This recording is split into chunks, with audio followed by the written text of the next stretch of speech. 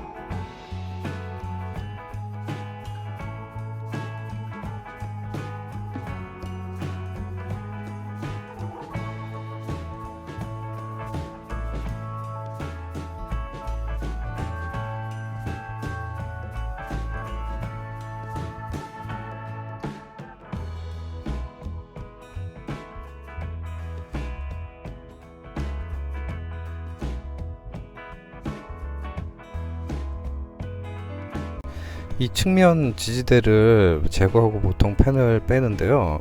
이거는 그 증발기가 따로따로 돌아서 이번에는 팬을 빼지 않아 측면 지지대를 빼지 않고 팬을 빼는 작업으로 해봤습니다.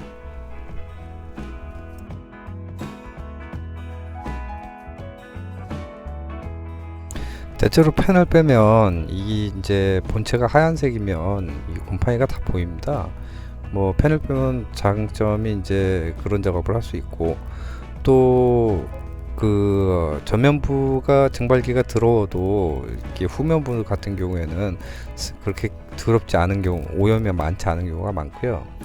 저 마스킹 테이프는 저는 마스킹 테이프로 사용하는데, 이 마스킹 테이프를 그 붙일 때는 그 벽지의 종류를 확인한 다음에 붙여야 됩니다.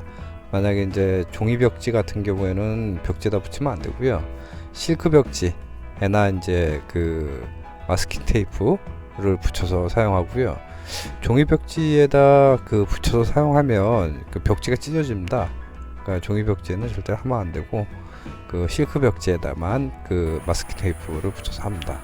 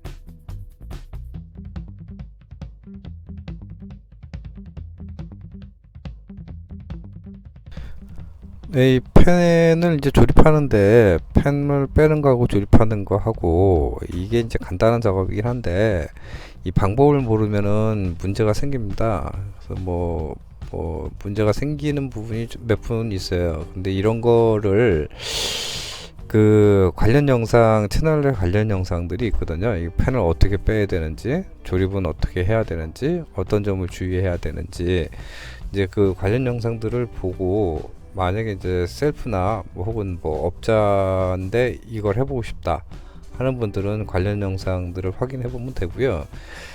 이게 뭐 어쨌든 영상을 확인하는 게 뭐 영상 내용이 또 길고 뭐 여러 가지로 나눠져 있습니다. 그러니까 이제 그 내용들을 충분히 숙지하시고 이제 펜을 빼는 게 좋고요. 익숙해지면 참 쉬운 작업이기도 합니다. 오히려 이제 펜을 빼지 않고 하는 작업보다는 펜을 빼서 하는 작업이 훨씬 더 빠를 수가 있습니다. 이게 세척이 뭐 물 한번 써주고 그냥 대충 하는 작업이 아닌 이상 이제 펜의 곰팡이를 완벽하게 없앤다 라고 한다면 오히려 펜을 빼는 게 그 작업은 더 빠릅니다. 그냥 펜을 빼지 않고 하는 작업보다는.